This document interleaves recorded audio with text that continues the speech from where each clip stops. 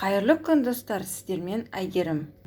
Бүгін мен сіздермен өте керемет рецептпен бөліспекшімін. Менің мамамның жылдар бойы жасап келе жатқан керемет чипсы сияқты қытырлағымен және керемет дәмді чак-чагының рецептімен бөліспекшімін. Ендеше менімен соңына дейін бірге болыңыздар.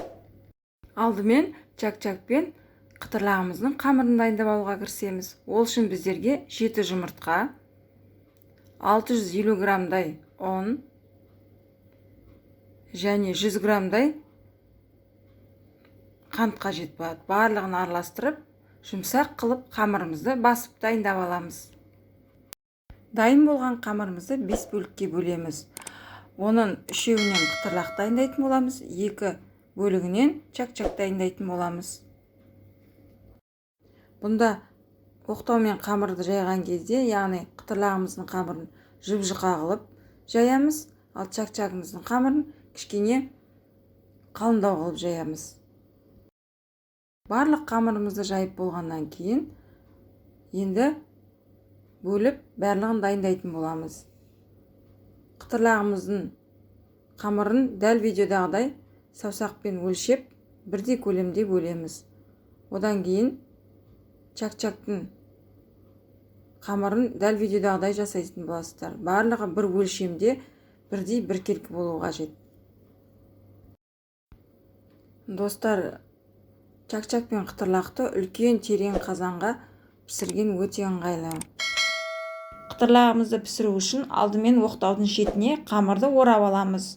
Одан кейін оқтауды майымызға салып, сағат тіліне қарсы айналдырып, кішкене тарқатамыз да, тарқап бытырап кетпес үшін шетін сыртынан басып тұрамыз.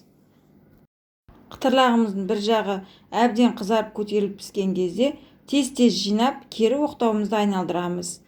Енді қытырлағымыздың екінші жағын аударып, қызартып пісіріп аламыз. Барлығын осылай дәл видеодағыдай пісіріп алып шығамыз. Ендігі кезекте чак-чагымызды пісіріп аламыз.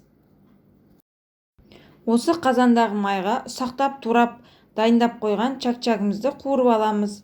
Барлығын майға қуырғаннан кейін майды ыдысқа құйып аламыз. Осы қазанымызды тазалап аламыз да чак-чактың сиропын дайындауға кірісеміз. Сиропты біздер баяу отта дайындайтын боламыз. Сол үшін алдымен қазанымыздың астындағы отымызды баяулатып аламыз.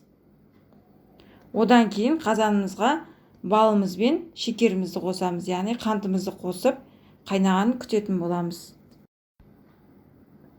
Сиропымыз қайнап дайын болған кезде чак-чагымызды барлығын салып, араластырамыз. Жақсылап араластырып, сиропқа орап аламыз. Одан кейін жайпақ табаққа чак-чагымызды түсіріп алып, қолымызды салқын суға батырып алып, басып, тегістеп дайындайтын боламыз. Достар, осы рецепт бойынша жасап көріңіздер.